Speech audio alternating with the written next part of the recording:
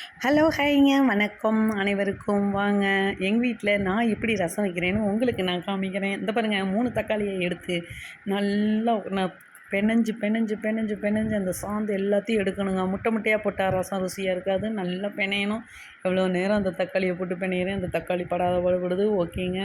வீட்டில் என்ன சமையல் பண்ணுறதுன்னு யோசிக்கிறப்ப காலையில் டிஃபனு, நைட்டு டிஃபனு, சரி இன்றைக்கி என்ன குழம்பு வைக்கலாம் அப்படின்னு யோசிச்சுப்ப திடீர்னு எனக்கு காளான் கிரேவி செஞ்சு சுடு சாதத்தில் போட்டு சாப்பிட்டு ரசம் ஊற்றி சுடு சாதத்தில் ரசமும் கிரேவியும் வச்சு சாப்பிட்டா காளான் கிரேவியும் எனக்கு ரொம்ப ரொம்ப பிடிக்குங்க. அந்த பாருங்கள் புளி ஊற வச்சுருக்கேன்னா என் மகன் வந்து சொல்லி காமிக்கிறாள், இப்படி பிணையறேண்ணா நான் அதை வந்து எனக்கு வந்து நக்கல் பண்ணி காமிக்கிறாள். நல்லா என்னால் முடிஞ்ச அளவுக்கு தக்காளியை வந்து முதல்லாம் நாட்டு தக்காளி சீக்கிரம் பிணைஞ்சிடலாம். இந்த பெங்களூர் தக்காளி பாருங்கள் ரொம்ப கஷ்டமாக இருக்குது, பிணையறதுக்கே ரொம்ப கஷ்டமாக இருக்குது. சாந்து வர நல்லா பிணைஞ்சதுக்கப்புறம் கொஞ்சோண்டு உப்பு போடுறா என் பொண்ணு. தூளுப்பு, நான் கல்லுப்பு தாங்க போடுவேன். அவள் சும்மா தூளுப்பு கொஞ்சோண்டு, அவளால் சும்மா இருக்க முடியல, அதனால் கொஞ்சோண்டு தூளுப்பை போட்டுக்கிட்டே வீடியோ எடுக்கிறாள். அடுத்தது வந்து அந்த புளியை பக்கத்தில் வந்து ஊற வச்சுருக்கிறேன். அதை நல்லா கர கர கர கர கர கரன்னு நல்லா கரைச்சி இந்த தக்காளியில் ஊற்றிடுவேங்க. ரசத்தை வந்து ரெடி பண்ணிக்கிட்டு நல்லா ரெடி பண்ணிக்கிட்டு தான் அடுப்பில் வச்சு இது பண்ணணும். எங்கள் வீட்டுக்காரர் இன்றைக்கி வந்து என்ன சமையல், ரசம், அச்சச்சோ விஷத்தை திங்கிறதுக்கு நான் சிவனேன்னு இருக்கலாமே அப்படின்னு சொல்லுவாங்க. ரசத்தை வந்து செஞ்சாச்சு. இல்லைங்க, நான் டேஸ்ட்டாக தாங்க வைப்பேன் ரசம். புளியை கரைச்சி ஊற்றிட்டேன். புளியை கரைச்சி ஊற்றினதுக்கப்புறமேட்டுக்கு நல்லா ஒரு கலக்குன்னு கலக்கியாச்சு. ஆரோ வாட்டரில் வந்து தண்ணி கொண்டாந்து என் பொண்ணு ஊற்றுறா. காவேரி வாட்டர் நாங்கள் பிடிக்கிறதில்ல, ஆரோ வாட்டர் தான் பிடிக்கிறேன். 2 டம்ளர் தண்ணி ஊற்றிட்டா. என்ன ஒரு நேரத்துக்குங்களா 2 டம்ளர்னு பார்த்தீங்கன்னா, நைட்டு வந்து நான் அவ்வளோக்கு டிஃபன் சாப்பிட மாட்டேன். நைட்டு நான் சாதமும் கிரேவி, காளான் கிரேவி, ரசமே வச்சு சாப்பிட்டுக்குவேங்க. பிள்ளைங்களுக்கு எங்கள் வீட்டுக்காருக்கு தான் டிஃபனு.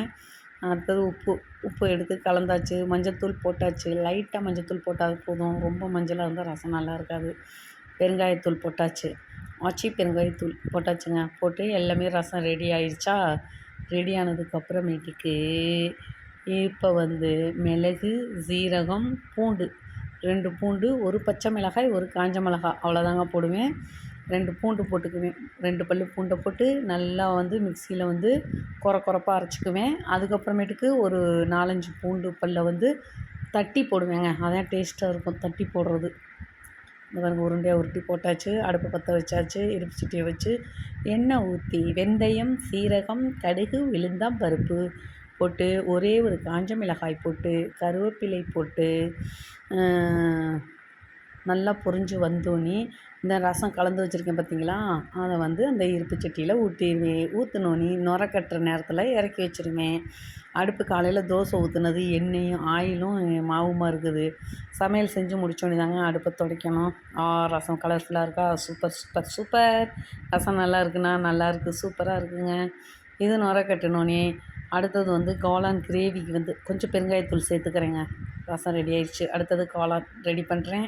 இது பாருங்கள், காளானை எப்படி க்ளீன் பண்ணுறேன்னு பாருங்கள். காளானை வந்து மேலால் தோல் உரிச்சிடுவேன். 4 வெங்காயம், 1 பூண்டு, எல்லாத்துக்குமே நான் பூண்டு சேர்ப்பேன். கொத்தமல்லி தழை 2, தக்காளி எடுத்தாச்சு கிரேவிக்கு. வெங்காயம் அரிஞ்சாச்சு, பூண்டு நான் சேவக்கி வச்சாச்சு. கருவேப்பிலை, மல்லி, காளானை வந்து பாருங்கள் தோலை உரிச்சிட்டு அடியில் கொஞ்சோண்டு கட் பண்ணிவிட்டு தான் கட் பண்ணி சேர்த்துக்குவேன். ஒரு பாத்திரத்தில் தண்ணி வச்சுருக்கேன். அதில் போட்டு எடுத்துகிட்டு போய் அடுப்பை பற்ற வச்சு இருப்பு சட்டியை வச்சு எண்ணெய் ஊற்றி ஆயில் ரொம்ப நான் சேர்ப்பேங்க. ரீஃபண்ட் ஆயில் தான். ரீஃபண்ட் ஆயில் போட்டு சோம்பு போட்டு அடுத்து வந்து சோம்பு போட்டதுக்கப்புறமேட்டுக்கு கருவேப்பிலை போட்டாச்சு, வெங்காயம் போட்டாச்சு, நெக்ஸ்ட்டு பூண்டு.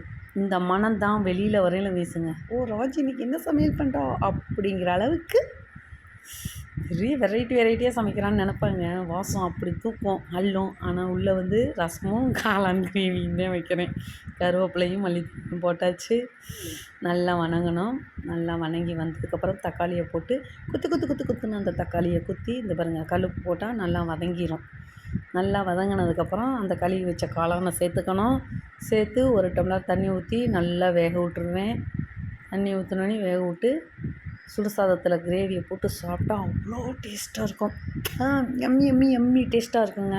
அதே மாதிரி சுடு சாதத்தில் ரசம் ஊற்றி காளான் கிரேவியை வந்து சைடிஷ்டாக வச்சு சாப்பிட்டாலும் எம்மி சூப்பர் டேஸ்ட்டாக இருக்குங்க. சரிங்களா, இன்றைக்கி எங்கள் வீட்டில் ரசம், சுடு சாதம், காலையில் டிஃபன், நைட்டு டிஃபனு, மதியத்துக்கு சாதம், ரசம் காளான் கிரேவி. வாங்க சாப்பிடலாம். நாளைக்கு என்ன சமையல்னு நாளைக்கு வீடியோ போடுறேன். தேங்க்யூ.